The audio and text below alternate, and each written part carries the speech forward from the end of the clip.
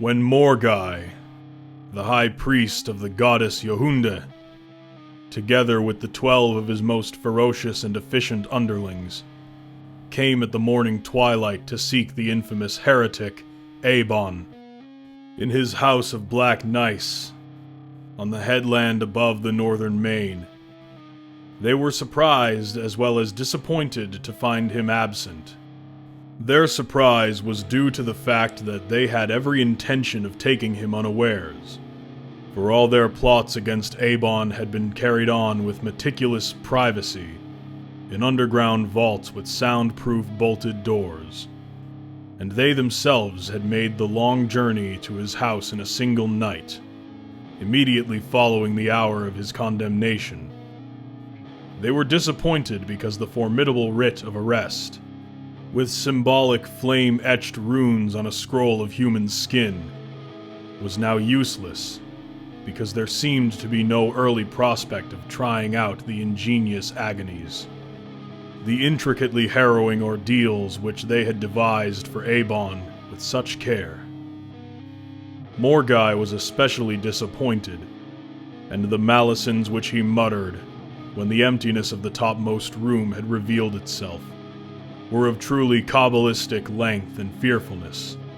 Abon was his chief rival in wizardry, and was acquiring altogether too much fame and prestige among the peoples of Mu-Thalon, that ultimate peninsula of the Hyperborean continent. So Morgai had been glad to believe certain malignant rumors regarding Abon, and to utilize them in the charges he had preferred. These rumors were that Abon was a devotee of the long-discredited heathen god Zothakua, whose worship was incalculably older than man, and that Abon's magic was drawn from his unlawful affiliation with this dark entity, who had come down by way of other worlds from a foreign universe.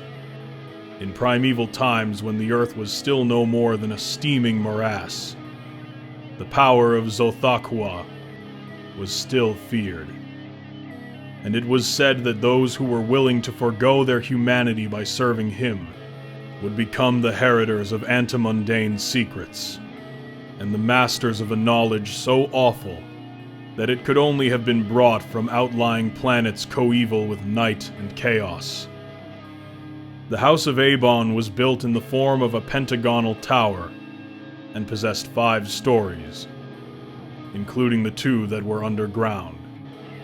All, of course, had been searched with painstaking thoroughness, and the 3 servants of Abon had been tortured with a slow drip of boiling hot asphaltum to make them reveal their master's whereabouts.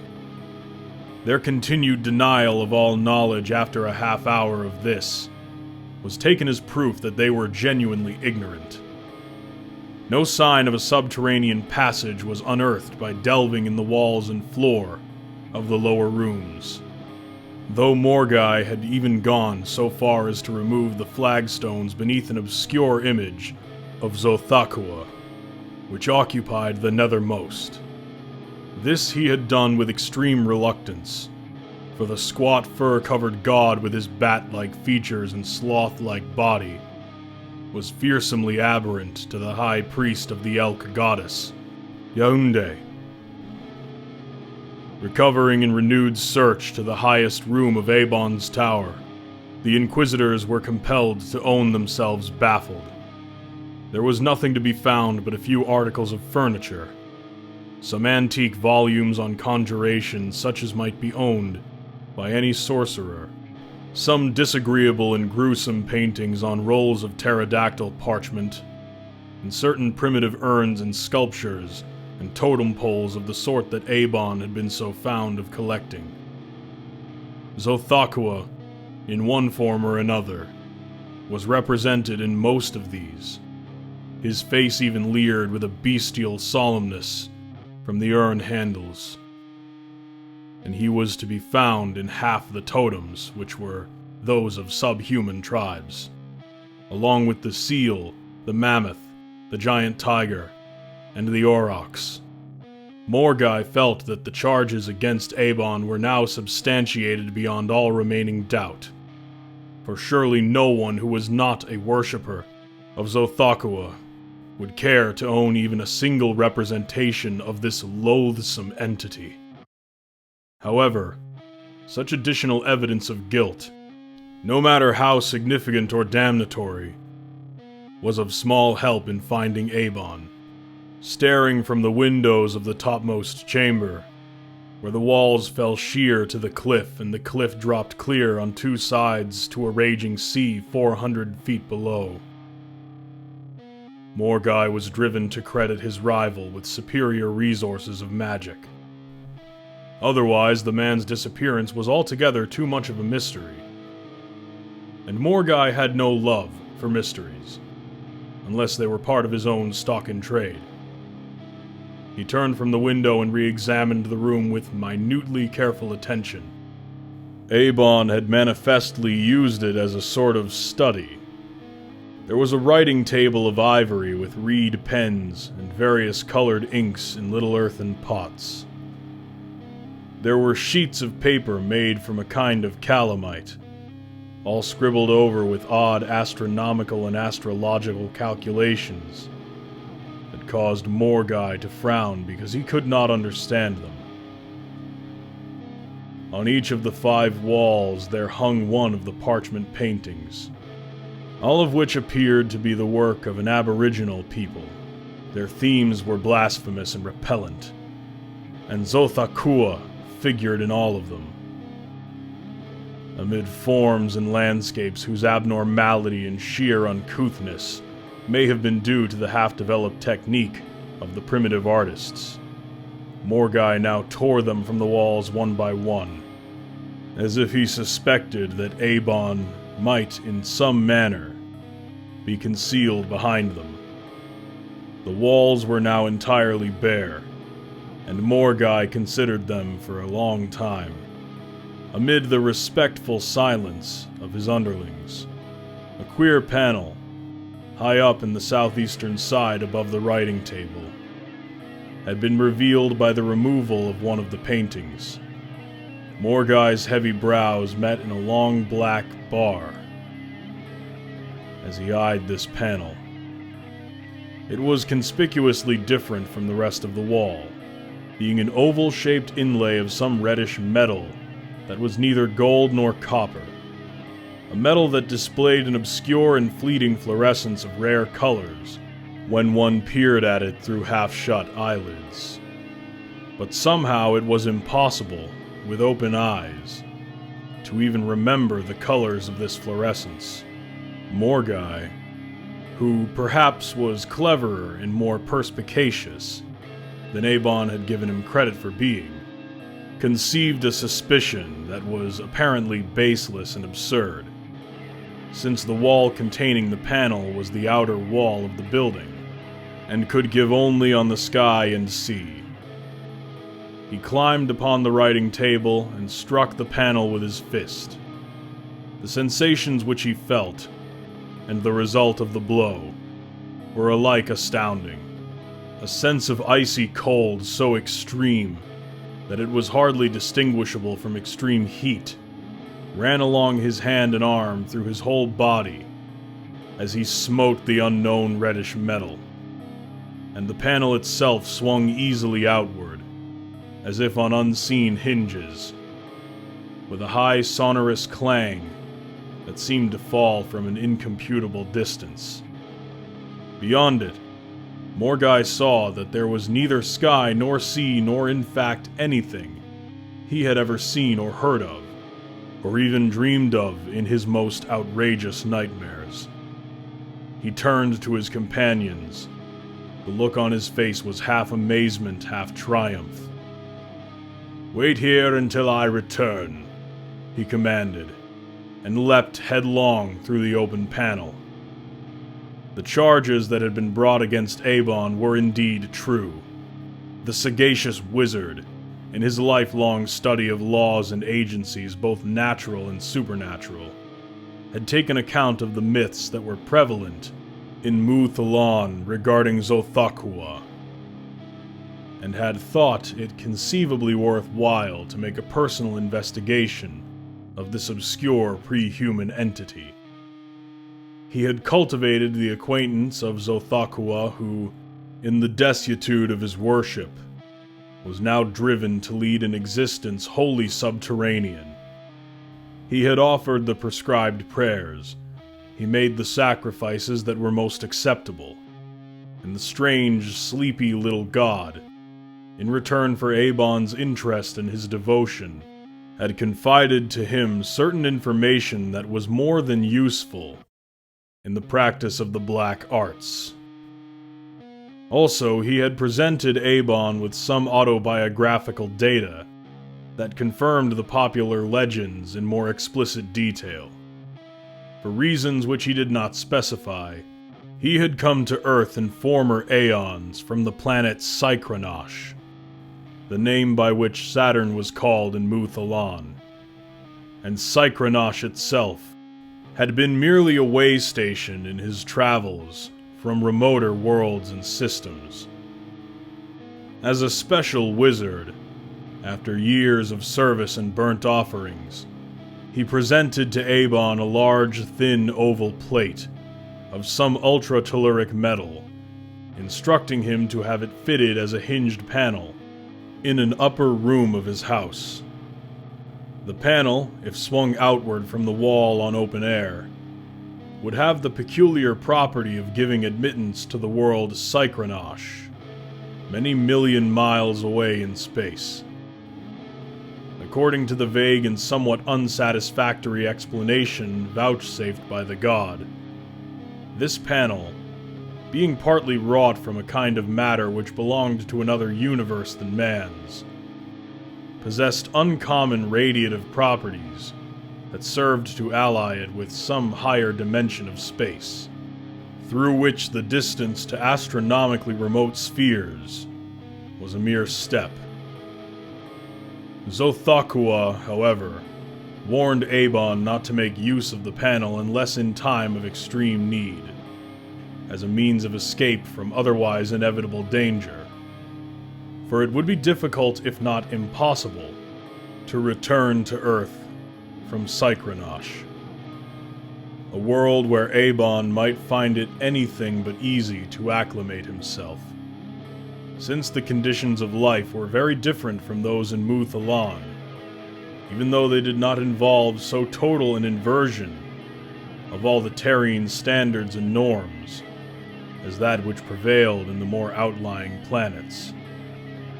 Some of Zothakua's relatives were still resident in Sychranosh, and were worshipped by its peoples, and Zothakua told Abon the almost unpronounceable name of the most powerful of these deities, saying that it would be useful to him as a sort of password if he should ever need to visit Sychranosh. The idea of a panel that would open on some remote world impressed Abon as rather fantastic, not to say far-fetched. But he had found Zothakua to be in all ways and at all times a most voracious deity.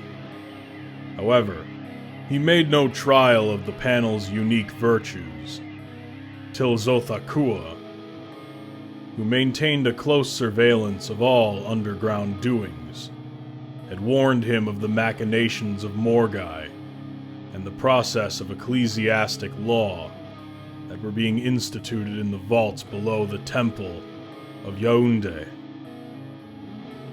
Knowing as he did the power of these jealous bigots, Abon decided that it would be injustitious to the point of folly if he were to let himself fall into their hands. Bidding a short and grateful farewell to Zothakua, and collecting a small parcel of bread and meat and wine, he retired to his study and climbed upon the writing table. Then, putting aside the crude picture of a scene in Sychranosh with which Zothakua had inspired some primeval half-human artist, he pushed open the panel it had served to conceal. Abon saw that Zothakua was indeed a god of his world. For the scene beyond the panel was nothing that he could ever find a legitimate place in the topography of Mu-Thalan or any other terrestrial region. It did not altogether appeal to him, but there was no alternative, save the inquisitorial cells of the goddess Younde. Envisaging, in thought, the various refinements and complications of torture, which Morgai would have now prepared, he sprang through the opening into Sychranosh with an agility that was quite juvenile for a wizard of mature years. It was only a step, but turning he saw that all trace of the panel, or of his dwelling, had now disappeared. He was standing on a long declivity of ashen soil, down which a sluggish stream, that was not water, but some liquescent metal resembling mercury, ran from tremendous, unscalable shoulders and horns of the mountain heights above, to debouch in a hill-surrounded lake of the same liquid. The slope beneath him was lined with rows of peculiar objects. He could not make up his mind whether they were trees, mineral forms, or animal organisms, since they appeared to combine certain characteristics of all these. This preternatural landscape was appallingly distinct in every detail, under a greenish-black sky that was overarched from end to end with a triple cyclopean ring of dazzling luminosity. The air was cold, and Abon did not care for its sulfurescent odor or the odd puckery sensation it left in his nostrils and lungs. And when he took a few steps on the unattractive-looking soil, he found that it had the disconcerting friability of ashes that have dried once more after being wetted with rain. He started down the slope, half fearing that some of the equivocal objects around him would reach out of their mineral bows or arms to arrest his progress. They seemed to be a kind of bluish-purple obsidian cacti, with limbs that ended in formidable talon-like spines, and heads that were altogether too elaborate for either fruits or blossoms. They did not move as he passed along them, but he heard a faint and singular tinkling, with many modulations of tone, that preceded and followed him along the slope. Abon conceived the uncomfortable notion that they were holding converse with each other, and were perhaps debating what should be done with him or about him. However, he reached without mishap or hindrance the end of the declivity, where terraces and ledges of decomposing trap, like a mighty stairway of elder aeons, had rimmed the sunken lake of liquescent metal. Wondering as to the way he should now take, Abon stood irresolute on one of the ledges. His train of conjecture was broken by a shadow that fell suddenly athwart him and lay like a monstrous blot on the crumbling stone at his feet. He was not prepossessed by the shadow. It was outrageously defiant of all known aesthetic standards, and its malformation and distortion were no less than extravagant. He turned to see what manner of creature had flung the shadow. This being, he perceived, was not easy to classify. With its ludicrously short legs, its exceedingly elongated arms, and its round, sleepy-looking head that was pendulous from a spherical body, as if it were turning a somnambulistic somersault. But after he had studied it a while, and had noted its furriness and somnolent expression, he began to see a vague though inverted likeness to the god Xothaqua, and remembering how Xothaqua had said the form assumed by himself on Earth was not altogether that which he had worn in Sychranosh, Abon now wondered if this entity was one of Xothaqua's relatives, He was trying to recall the almost inarticulable name that had been confided to him by the god as a sort of password, when the owner of that unusual shadow, without seeming to note Abon's presence, began a descent of the terraces and ledges toward the lake. Its locomotion was mainly on its hands, for the absurd legs were not half as long enough for the steps it had to take.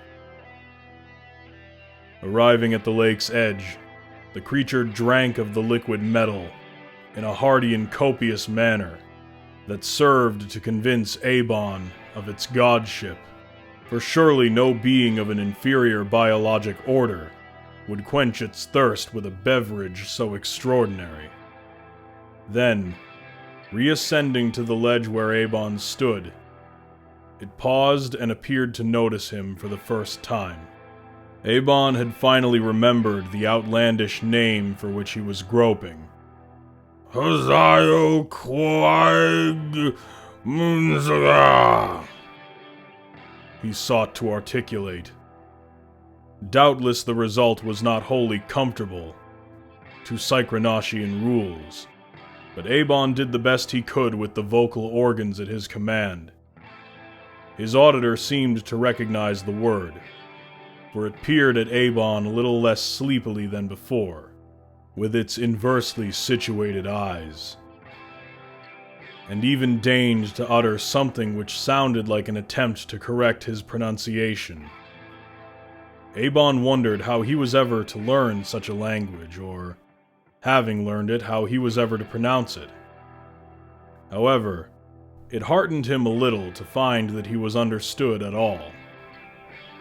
Zathakua, he said, repeating the name 3 times in his most orotund incantory manner.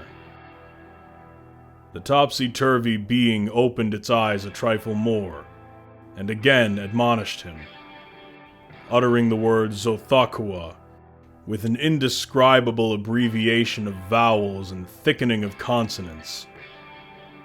Then it stood regarding him for a while as if in doubt or cognition. Finally, it raised one of its L-long arms from the ground and pointed along the shore, where the mouth of a low valley was discernible among the hills. It said distinctly the enigmatic words, Ikwai Glosh Od Cholon. And then, when the sorcerer was pondering the significance of this unusual locution, it turned away from him and started to reascend the higher steps, toward the rather spacious cavern with columned opening that he had not heretofore perceived. It had hardly passed from sight into the cavern when Abon was greeted by the high priest Morgai, who had readily followed him by his tracks in the ashen soil. Detestable sorcerer! Abominable heretic! I will arrest you, said Morgai with pontifical severity. Abon was surprised, not to say startled, but it reassured him to see that Morgai was alone. He drew the sword of highly tempered bronze, which he carried, and smiled. I should advise you to moderate your language, Morgai, he admonished.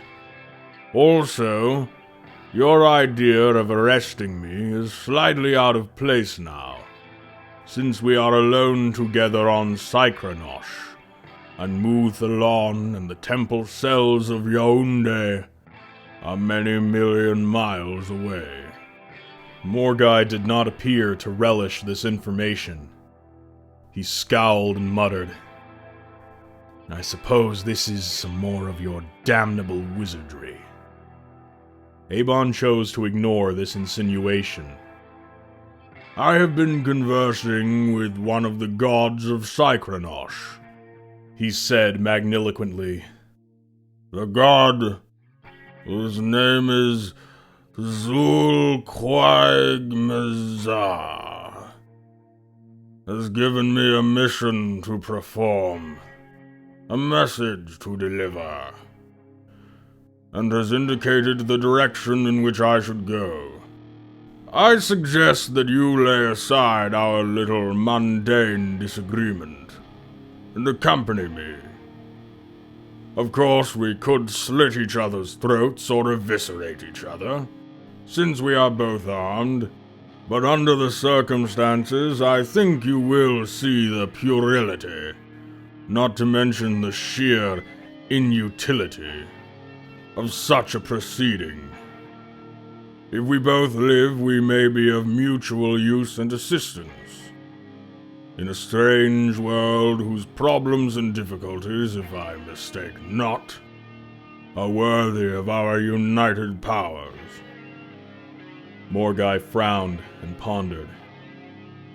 Very well, he said grudgingly. I consent, but I warn you that matters will have to take their course when we return to Muth-Alan. That, rejoined Abon, is a contingency which not need trouble either of us.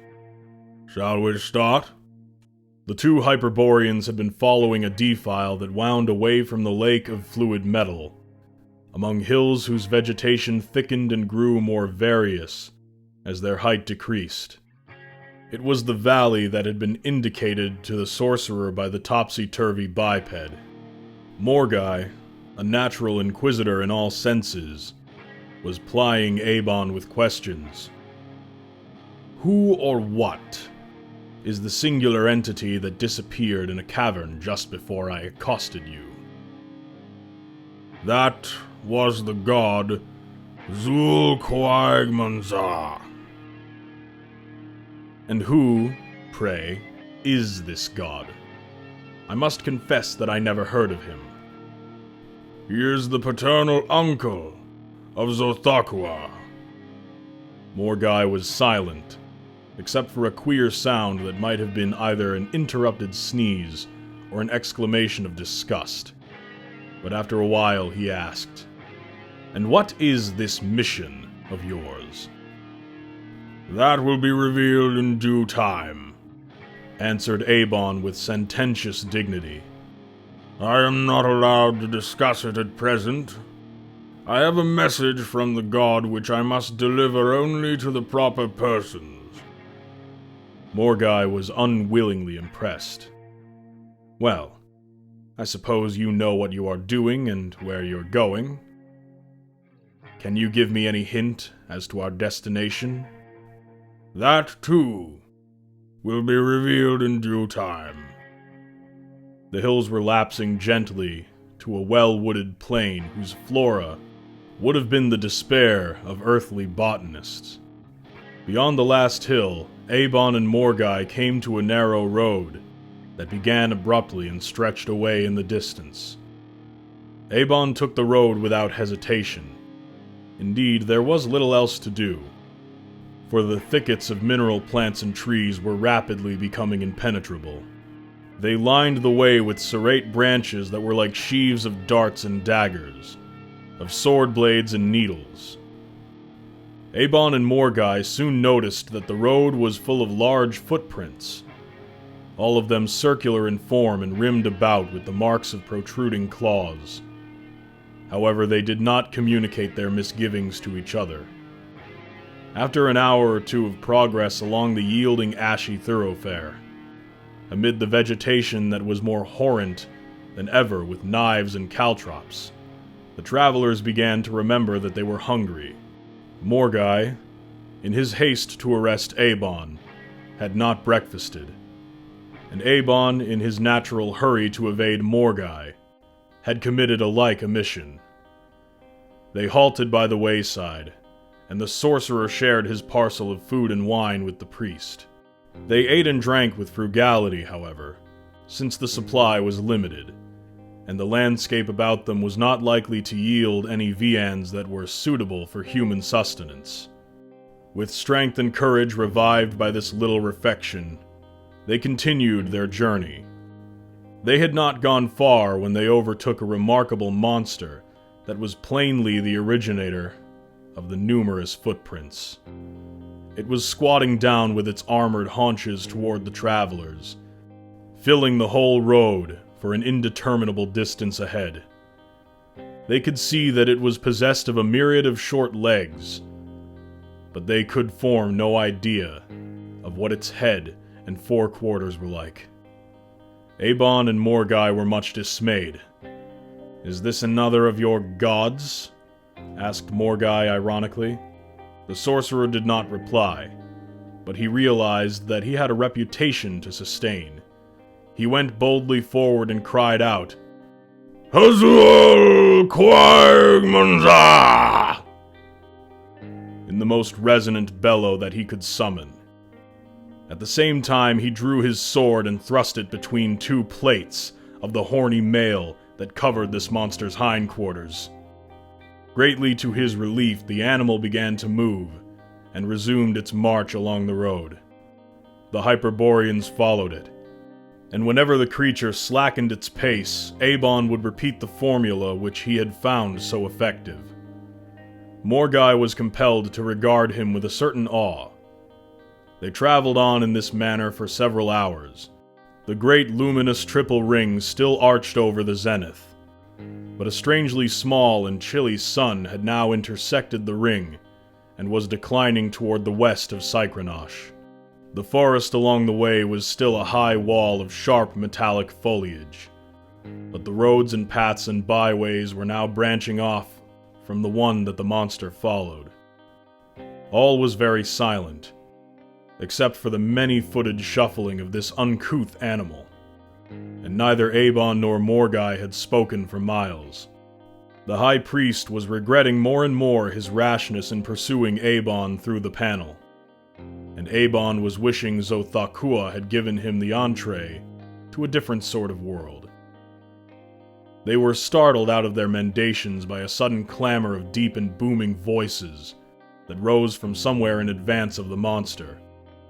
It was a veritable pandemonium of inhuman guttural bellowings and croakings, with notes that were somehow suggestive of reproof and objurgation, like shrewish drums, as if the monster were being scolded by a group of unimaginable entities. "Well?" queried Morgai. "All that we are destined to behold will reveal itself in proper time," said Abon. The forest was thinning rapidly, and the clamor of termagant bellows was drawing closer. Still following the hindquarters of their multipedal guide, which was crawling on with reluctant slowness, the travelers emerged in an open space and beheld a most singular tableau. The monster, which was plainly of a tame and harmless and stupid sort, was cowering before a knot of beings no larger than men, who were armed only with long-handled goads. These beings, though they were bipeds, and were not quite so unheard of in their anatomic structure as the entity which Abon had met by the lake, were nevertheless sufficiently unusual, for their heads and bodies were apparently combined into one, and their ears, eyes, nostrils, and mouths, and certain other organs of doubtful use, were all arranged in a somewhat unconventional grouping on their chests and abdomens. They were wholly naked, and were rather dark in color, with no trace of hair on any part of their bodies. Behind them, at a little distance, were many edifices of a kind which hardly conformed to human ideas of architectural symmetry.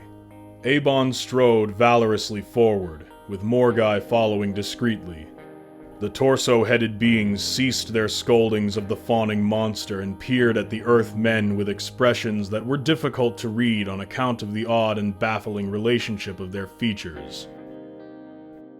"Azul Quagmanza Zothakua!" said Abon with oracular solemnity and sonority. Then, after a pause of hieractic length, "Equire de losh old Hualqua." The result was indeed gratifying, and all that could be expected even from a formula so remarkable, for the Cycronoshian beings dropped their goads and bowed before the sorcerer, till their featured bosoms almost touched the ground. I have performed the mission.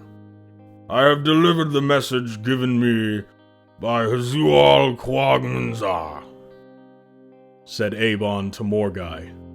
For several Psychronosian months, the two Hyperboreans were the honored guests of the quaint and worthy and virtuous people who called themselves Blemfroims. Abon had a real gift for languages and made progress in the local tongue far more readily than Morgai. His knowledge of the customs, manners, ideas, and beliefs of the Blemfroims soon became extensive, but he found it a source of disillusionment as well as of illumination.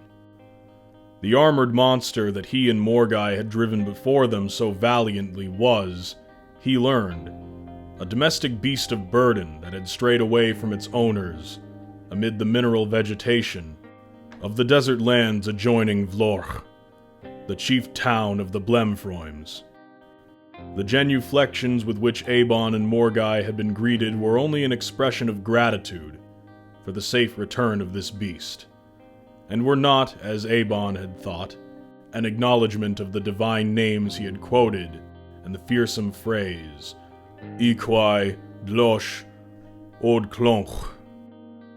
The being that Abon had met by the lake was indeed the god Zulquoidmanzar, and there were dim traditions of Zothaqua in certain early myths of the Blemfroims, but this people, it seemed, were most regrettably materialistic, and had long ceased to offer sacrifice and prayer to the gods, though they spoke of them with a sort of distant respect, and with no actual blasphemy. Abon learned that the words Equi Delosh Olnquoch doubtless belonged to the primitive language of the gods, which the Blemfroims no longer understood, but which, however, was still studied by a neighboring people, the Edims, who maintained the ancient formal worship of Zulquoidmanzar and various related deities. The Blemfroims were indeed practical people, and had few, if any, interests beyond the cultivation of a great variety of edible fungi, the breeding of large centipedal animals, and the propagation of their own species. The latter process, as revealed to Abon and Morgai, was somewhat unusual. Though the Blemfroims were bisexual, only one female in a generation was chosen for reproductive duties, and this female, after growing to mammoth size on food prepared from a special fungus, became the mother of an entire new generation. When they had been initiated into the life and customs of Vlorch, the Hyperboreans were privileged to see the future national mother, called the Gen Quomv, who had now attained the requisite proportions after years of scientific nourishment. She lived in an edifice that was necessarily larger than any of the other buildings in Vlorch, and her sole activity was the consumption of immense quantities of food. The sorcerer and the inquisitor were impressed, even if not captivated, by the mountainous aptitude for her charms, and by their highly novel arrangement.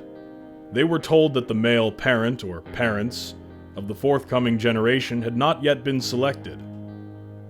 The possession of separate heads by the Hyperboreans seemed to lend them a remarkable biologic interest in the eyes of their hosts.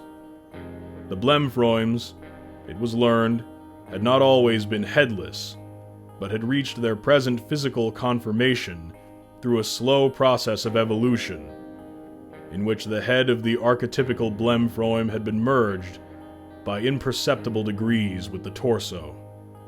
But unlike most peoples, they did not regard their current stage of development with unqualified complacency. Indeed, their headlessness was a source of national regret. They deplored the retrenchment of nature in this regard, and the arrival of Abon and Morgai, who were looked upon as ideal exemplars of cephalic evolution, had served to quicken their eugenic sorrow. The sorcerer and the inquisitor, on their part, found life rather dull among the Blemfroims after their first feeling of exoticism had worn off. The diet was tiresome for one thing. An endless succession of raw and boiled and roasted mushrooms, varied at rare intervals by the coarse and flabby meat of tame monsters. And this people, though they were always polite and respectful, did not seem to be greatly awed by the exhibitions of Hyperborean magic with which Abon and Morgai favored them, and their lamentable want of religious adjure made all evangelistic endeavor a thankless task. And being fundamentally unimaginative, they were not even duly impressed by the fact that their visitors had come from a remote, ultra-Psychronosian world.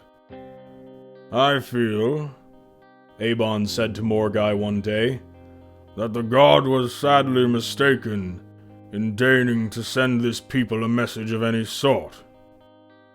It was soon after that a large committee of Blemfroims waited upon Abon and Morgai, and informed them that after long consideration, they had been selected as the fathers of the next generation, and were to be married forthwith to the tribal mother in the hope that a well-headed race of Blemfroims would result from the union. Abon and Morgai were quite overcome by the proposed eugenic honor. Thinking of the mountainous female they had seen, Morgai was prone to remember his sacerdotal vows of celibacy, and Abon was eager to take similar vows upon himself without delay. The Inquisitor indeed was so overwhelmed as to be rendered almost speechless, but, with rare presence of mind, the sorcerer temporized by making a few queries anent the legal and social status, which would be enjoyed by Morgai and himself, as the husbands of the Gen Quomv, and the native Blemfroims told him that this would be a matter of brief concern, that after completing their marital duties the husbands were always served to the national mother, in the form of ragouts and other culinary preparations. The Hyperboreans tried to conceal from their hosts the reluctance with which they both regarded this coming honor in all of its stages. Being as usual a master of diplomatics, Abon went so far as to make a formal acceptance on behalf of himself and his companion. But when the delegation of Blemfroims had departed, he said to Morgai, I am more than ever convinced that the god was mistaken. We must leave the city of Vloch with all feasible dispatch, and continue our journey till we find a people who are worthier to receive this communication. Apparently it never occurred to the simple and patriotic Blemfroims that the fathering of the next national litter was a privilege that anyone would dream of rejecting. Abon and Morgai were subjected to no matter of duress or constraint, and their movements were not even watched. It was an easy matter to leave the house in which they had been domiciled, when the rumbling snores of their hosts were ascending to the great ring of Psycrocian moons, and to follow the highway that led them from Vloch toward the county of Yedims. The road before them was well marked, and the ring light was almost as clear and brilliant as full day. They traveled a long distance through the diversified and always unique scenery which it seemed to illuminate. Before the rising sun and the consequent discovery of their departure by the Blemfroims, these single-minded bipeds, it is likely, were too sorely perplexed and dumbfounded by the loss of their guests, whom they had chosen as the future progenitors, to even think of following them. The land of the Yedims, as indicated on an earlier occasion by the Blemfroims, were many leagues away, and tracts of ashen deserts, of mineral cacti, of fungoid forests, and high mountains intervened. The boundary of the Blemfroims, marked by a crude sculpturesque representation of the tribal mother beside the way, was passed by the travelers before dawn.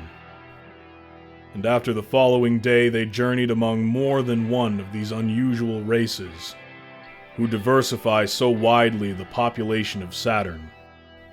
They saw the Gibbies, that Apterous and Stylidian bird people, who roost on their individual dolomites for years at a time and meditate upon the cosmos, uttering to each other at long intervals the mystic syllables yup, yeep, and yoop, which are said to express an unfathomed range of esoteric thought. And they met the flibbertigibbet pygmies, the Ephiques, who hollow out their homes in the trunks of certain large fungi, and are always having to hunt new habitations, because the old ones crumble into powder in a few days.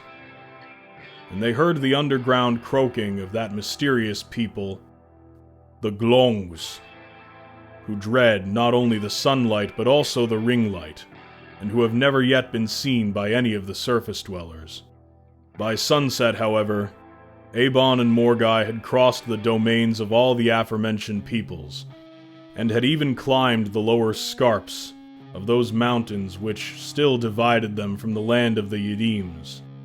Here, on a sheltered ledge, their wariness impelled them to halt, and since they now ceased to dread pursuit from the Blemfroims, they wrapped themselves more tightly in their mantles against the cold, after a meager supper of raw mushrooms, and fell asleep. Their slumber was disturbed by a series of cacodemonical dreams, in which they both thought they had been recaptured by the Blemfroims, and were forced to espouse the Gen Quomv. They awoke shortly before dawn from visions whose details were excruciatingly vivid, and were more than ready to resume their ascent of the mountains. The slopes and cliffs above them were desolate enough to have deterred any travelers of inferior hardihood, or less cogent fears. The tall woods of fungi dwindled eerie-long into tiny growths, and soon they lessened to forms that were no bigger than lichens, and after these there was nothing but black and naked stone. The wiry and slender Abon suffered no great inconvenience from the climb, but Morgai, whose sacerdotal girth and bulk was soon winded. Whenever he paused to recover his breath, Abon would say to him, "Think of the national mother." And Morgai would climb the next acclivity like an agile but somewhat asthmatic mountain sheep. They then came at noon to a pinnacle-guarded pass, from which they could look down on the country of the Yedims. They saw that it was a broad and fertile realm, with woods of mammoth mushrooms and other thallophytes that exceeded in size and number those of any other region they had yet traversed. Even the mountain slopes were more fruitful on this side, for Abon and Morgai had not descended far when they entered a grove of enormous puffballs and toadstools. They were admiring the magnitude and variety of these growths, when they heard a thunderous noise on the mountains above them. The noise drew nearer, gathering itself to the roar of new thunders. Abon would have prayed to Xothaqua, and Morgai would have supplicated the goddess Yaounde. But unfortunately there was no time. They were caught in a mighty mass of rolling puffballs and toppling toadstools, overthrown by the huge avalanche that started on the heights above, and, borne with increasing momentum, with vertiginous speed and tumult amid an ever-growing heap of shattered fungi, they finished their descent of the mountain in less than a minute, endeavoring to extricate themselves from the pile of thallophytic debris in which they were buried. Abon and Morgai noticed that there still seemed to be a good deal of noise, even though the avalanche had stopped. Also, there were other movements and heavings than their own in the pile. When they had managed to get their necks and shoulders clear, they discovered that the commotion was being made by certain people who differed from their late hosts, the Blemfroims, in that they possessed rudimentary heads. These people were some of the Yedims, on one of whose towns the avalanche had descended. Roofs and towers were beginning to emerge from the mass of boulders and puffballs, and just in front of the Hyperboreans there was a large temple-like edifice from whose blocked-up door a multitude of the Yedims had now tunneled their way. At sight of Abon and Morgai they suspended their labors, and and the sorcerer, who had freed himself and made sure that all his bones and members were intact, now took the opportunity to address them. "Hearken," he said with great importance. "I have come to bring you a message from the god Azul Quagnza. I have borne it faithfully, on ways beset with many hazards and perils, in the god's own divine language.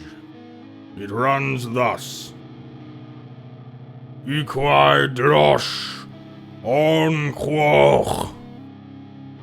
Since he spoke in the dialect of the Blemfroims, which differed somewhat from their own, it is doubtful if the Yedims altogether understood the first part of his utterance, but Huzual Quaigmanzah was their tutelary deity, and they knew the language of the gods. At the words, Equi delosh odklonch, there was a remarkable resumption and increase of activity, a ceaseless running to and fro on the part of the Yedims, a shouting of guttural orders, and a recrudescence of new heads and limbs from the avalanche. Those who had issued from the temple re-entered it, and came out once more carrying a huge image of Huzual Quaigmanzah, some smaller icons of lesser though allied deities, and a very ancient-looking idol which both Abon and Morgai recognized as having a resemblance to Xothaqua. Others of the Yedims brought their household goods and furniture forth from the dwellings, and, signing the Hyperboreans to accompany them, the whole populace began to evacuate the town. Abon and Morgai were much mystified, and it was not until a new town had been built on the fungus-wooded plain at the distance of a full day's march, and they themselves had been installed among the priests of the new temple, that they learned the reason of it all, and the meaning of Equi delosh odlonquch. These words meant merely, "Be on your way," and the god had addressed them to Abon as a dismissal, but the coincidental coming of the avalanche, and of Abon and Morgai with the purported message from the god, had been taken by the Yedims as a divine injunction to remove themselves and their goods from their present location. Thus the wholesale exodus of people with their idols and domestic belongings. The new town was called Glumf, after the one the avalanche had buried. Here, for the remainder of their days, Abon and Morgai were held in much honor, and their coming message, Equi delosh odkloch, was deemed a fortunate thing, since there were no more avalanches to threaten the security of Glumf in its new situation remote from the mountains. The Hyperboreans shared an increment of civic affluence and well-being resultant from this security. There was no national mother among the Yedims, who propagated themselves in a far more general manner than the Blemfroims, so existence was quite safe and tranquil. Abon, at least, was really in his element, for the news he brought of Xothaqua, who was still worshipped in this region of Sycranosh, had enabled him to set up as a sort of minor prophet, even apart from the renown which he enjoyed as a bearer of the divine message, and as the founder of the new town Glumf. Morgai, however, was not entirely happy. Though the Yedims were religious, they did not carry their devotional fervor to the point of bigotry or intolerance, so it was quite impossible to start an inquisition among them. But still there were compensations. The fungus wine of the Yedims was potent though evil-tasting, and there were females of a sort, if one were not too squeamish. Consequently, Morgai and Abon both settled down to an ecclesiastic regimen which, after all, was not so radically different from that of Mu Thalon, or any other place on the planet of their birth. Such were the various adventures, and such was the final lot of this redoubtable pair in Sycranosh. But in Abon's tower of black gneiss, On that headland of the northern sea of Muth Alon, the underlings of Morgai waited for days, neither wishing to follow the High Priest through the magic panel, nor daring to leave in disobedience of his orders. At length, they were recalled by a special dispensation from the Hierophant who had been chosen as Morgai's temporary successor. But the result of the whole affair was highly regrettable from the standpoint of the hierarchy of Yaoundé.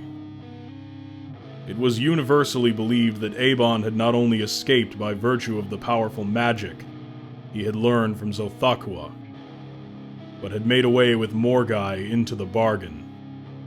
As a consequence of this belief, the faith in Yaoundé declined, and there was a widespread revival of the dark worship of Zothakwa through Muth Alon in the last century before the onset of the Great Ice Age.